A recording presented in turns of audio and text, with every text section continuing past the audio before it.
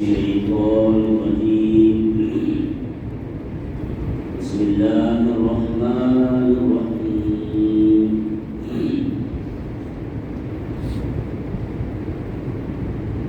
الذين آمنوا وتطمئن قلوبهم بذكر الله ألا بذكر الله تطمئن القلوب الذين آمنوا وعملوا الصالحات طوبى لهم وحسن مآب. شروع اللہ کے نام سے جو بے انتہا مہربان اور رحم فرمانے والا ہے. ایسے ہی لوگ ہیں وہ جنہوں نے اس نبی کی دعوت کو مان لیا ہے اور ان کے دلوں کو اللہ کی یاد سے اطمینان نصیب ہوتا ہے. خبردار ہو، اللہ کی یاد ہی وہ چیز ہے جس سے دلوں کو اطمینان نصیب ہوا کرتا ہے. پھر جن لوگوں نے دعوت حق کو مانا اور نیک عمل کیے وہ خوش نصیب ہیں اور ان کے لیے اچھا انجام ہے. محترم حضرات، یہ سورہ رات کی 28 اور 29 دو آیتوں میں نے آپ کے سامنے پڑھا اور ترجمہ آپ کے سامنے پیش کیا. اس سے پہلی والی آیت میں کل کے درس میں آپ کے سامنے اس بات کی وضاحت ہوئی تھی کہ کفار مکہ قریش کے لوگ عام طور پر اللہ کے نبی محمد مصطفیٰ صلی اللہ علیہ وسلم کی نبوت کی حقانیت کو ماننے کے بجائے نشانیاں مانگ رہے تھے. تو ان کو یہ بتایا گیا کہ بھئی نشانی ہی سے آدمی راہ ہدایت پر نہیں آتا بلکہ حقانیت کو دیکھ کر آتا ہے. لہذا اللہ کے نبی کی زندگی ساری آپ کے سامنے پڑی ہوئی ہے. آپ کی سیرت، آپ کے اخلاق، آپ کے کریکٹر، اسے دیکھ کر بھی کیا ہے وہ ایمان لا سکتے ہیں لیکن وہ نہیں لا رہے. اس کی وجہ یہ بتائی گئی کہ وہ ہٹرمی کرتے ہیں. اور دوسری بات یہ بتائی گئی کہ اس کائنات کے اندر جو بندہ گمراہ رہنا چاہتا ہے تو گمراہی میں ہی بھٹکتا رہتا ہے. تو مطلب یہ ہوا کہ آدمی اگر نیک نیت سے ارادہ کر لے سیدھے راستے پر چلنے کا تو اللہ تعالیٰ اسے ہدایت کا راستہ آسان کر دیتا ہے. اتنی باتیں کل کے درس میں آپ کے سامنے ہوئی تھی. اب دو آیتیں میں نے پڑھا. یہ دو آیتوں میں آپ کے سامنے ایک تو آتی ہے کہ بھئی اطمینان قلب، دل کا اطمینان، اس کا علاج کیا ہے بیان کیا گیا. اور دوسری بات یہ اچھا انجام کس کا ہوگا یہ وضاحت کی گئی ہے. تو دو باتیں دو آیتوں میں آپ کے سامنے ملی ہیں. پہلی آیت میں کہا ایسے ہی لوگ ہیں وہ جنہوں نے اس نبی کی دعوت کو مان لیا اور ان کے دلوں کو اللہ کی یاد سے اطمینان نصیب ہوتا ہے. خبردار رہو، اللہ کی یاد ہی وہ چیز ہے جس سے دلوں کو اطمینان نصیب ہوا کرتا ہے.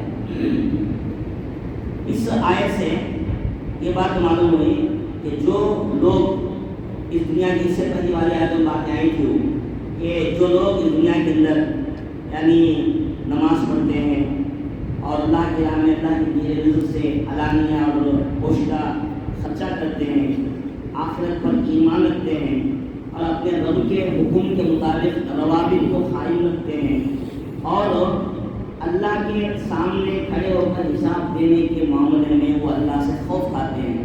تو ایسے لوگ ہی اچھے لوگ ہیں کہا گیا تھا. انہی لوگوں کو جنت ملنے والی کہا گیا تھا. ایسے ہی لوگ جن کے اندر یہ خصلتیں ہوتی ہیں، خوبیاں ہوتی ہیں، یہی لوگ کیا ہے سیدھے راستے پر آتے ہیں.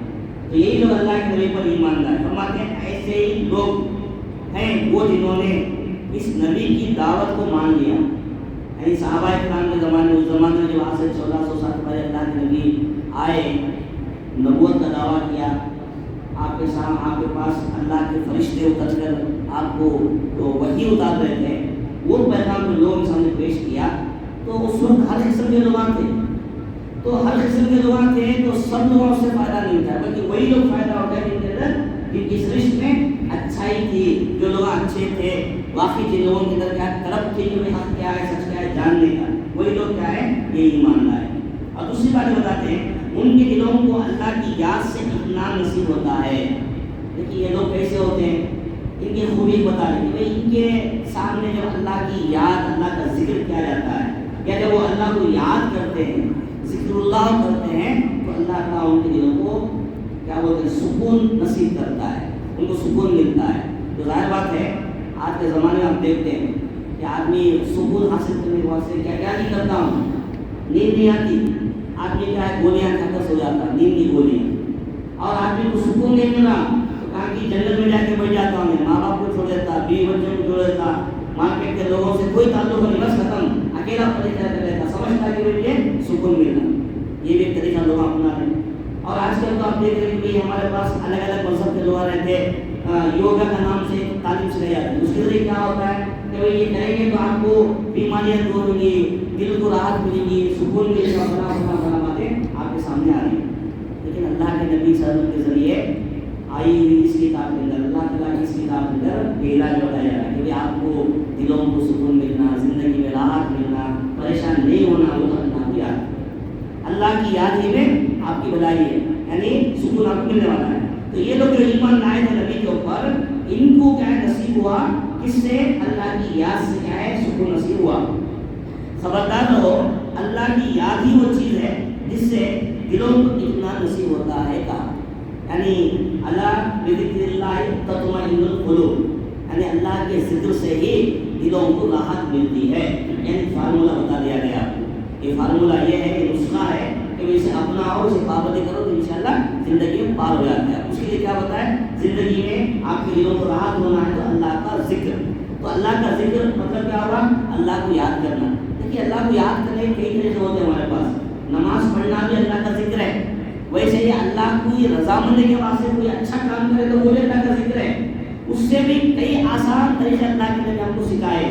وہ کیا ہے؟ ان میں سے دیکھیے ہم فرض نماز پڑھے، ہر فرض نماز کے بعد میں سلام کرنے کے بعد میں اللہ اکبر بولنے کے بعد استغفر اللہ استغفر اللہ استغفر اللہ 3 مرتبہ بولنے کے بعد میں آپ کے سامنے بتایا گیا کہ آپ الحمدللہ، اللہ اکبر، سبحان اللہ، یہ 3 الفاظ سبحان اللہ، الحمدللہ، اللہ اکبر، یہ کیا ہے؟